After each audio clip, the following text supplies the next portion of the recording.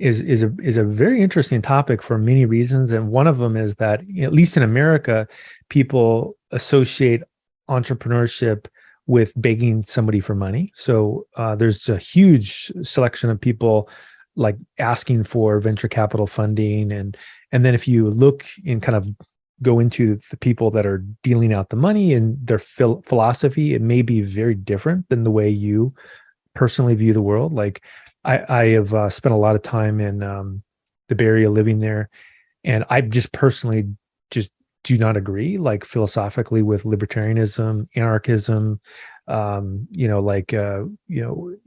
concentration of wealth. Those are all things I just don't believe in. I think it makes the world a bad place. So then, if I was going to be an entrepreneur, then I would beg these people who I don't agree with for money, and then they become my boss. So I don't really even call that entrepreneurship. I would say the solopreneurship or freelancing is actually entrepreneurship. And so now the question with this is like, how do you actually succeed? Because if you have zero money, how can you possibly survive? And I think that's probably the trickiest initial problem to overcome. And so I'd say a few ways to start with this would be that the ideal scenario is to start with a situation where you're currently employed. So if you have some revenue from a job, it's much easier to kind of go into the mode where you're going to start off on your own. And I would say the number one problem isn't necessarily getting work or figuring out what product to sell, et cetera. The number one problem is, can you survive? That's the number one problem. And so there's actually there's a lot of ways to do this. So one of them is, if you had, let's say, a couple years worth of living expenses, that might be good enough. And so you maybe you don't need to do anything. Like if you are fortunate enough to live somewhere where it's low cost and you have a couple years worth of living expenses, that could be the way to go, and you initially have it. If you don't, if you live in a high cost region, this might be a time to start to think about, like, do I really need to be here? Like let's take some of the highest cost places in the world: New York, the Bay Area, Canada, some of these regions, Hong Kong. There's a lot of good reasons to live there if you're going to have a corporate job.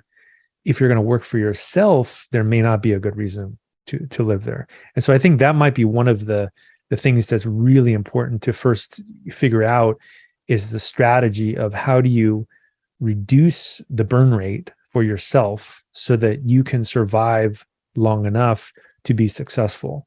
And then can you actually also have, again, a couple years worth of living expenses. And I think it's amazing how many people don't talk about that with entrepreneurship.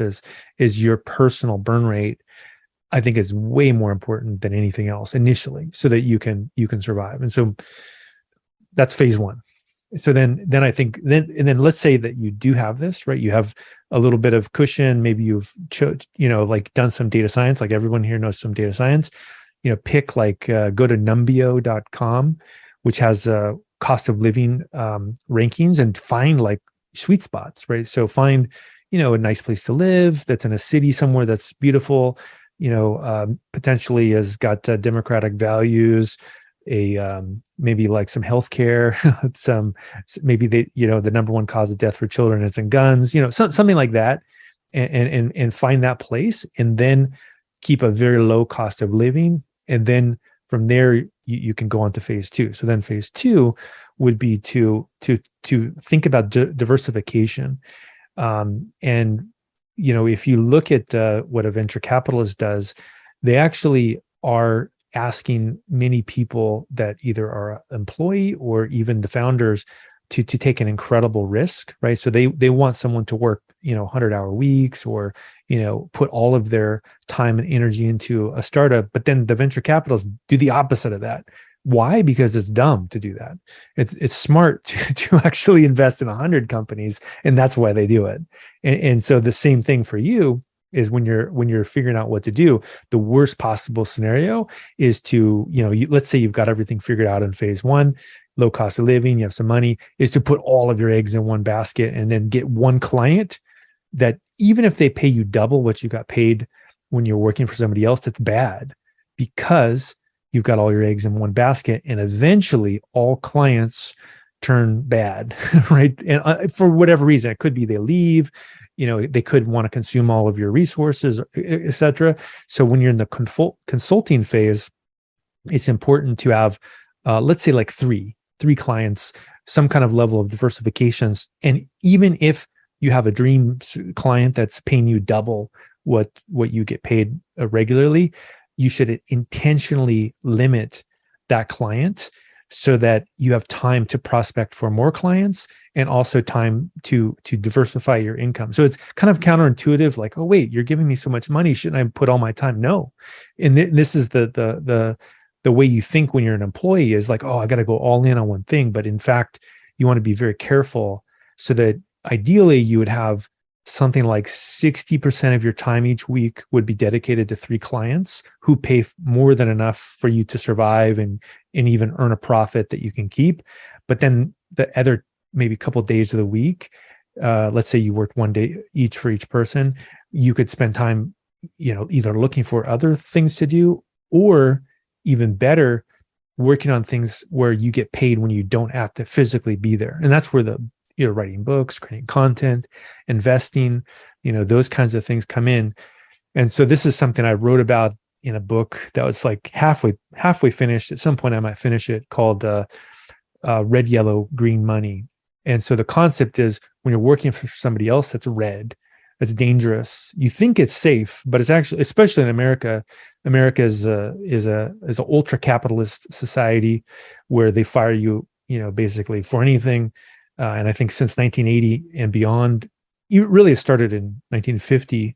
If you read Thomas Piketty, Capital, it's a very dense book, but it fully explains the fact that you're screwed if you're in America. Basically, you don't want to work for corporations in America because they'll extract what they need and get rid of you. So that's the red money. Even if you're getting paid $500,000 a year working for Google, you're still in trouble because you're basically, anything could go wrong. And in fact, in some sense, it's even worse getting paid $500,000 a year, because now you live in the Bay Area, you have a mortgage that's $10,000 a month, and then how are you ever going to replace that income? You can't. They pay you more than anyone else does, and now you may even have to do unethical things because you're forced to pay your mortgage. So I personally think the red money is very dangerous. Instead, it would be good to live somewhere that's low cost, work remote for one of those corporations, temporarily put the majority of the money away. And then you go to yellow money, which is what I was just discussing. And that's really the consulting angle, where you have 3 clients. And again, the beautiful thing about consulting is that, especially if you've done it, if you start to do it for like a few years, is what you realize is you instead of getting fired constantly, you're firing other people. And you're basically saying, oh, you're unethical, I want to work with you, or your values don't represent my values, I'm not going to work with you, or you're a jerk to me, I'm not going to work with you. Or you could just say, hey, this is great, you're one of my core clients, we're all on the same page.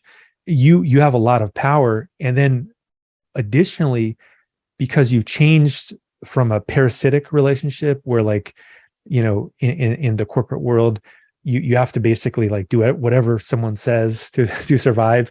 When you have 3 clients and they know you're talented, they're very concerned about losing you, because you have basically can leave at any moment in time. And so now it's a very different relationship. So I would say the yellow money or the consulting, there's a lot to like about that, because you have power over your life. Maybe in many cases for the first time ever, someone has power over their life.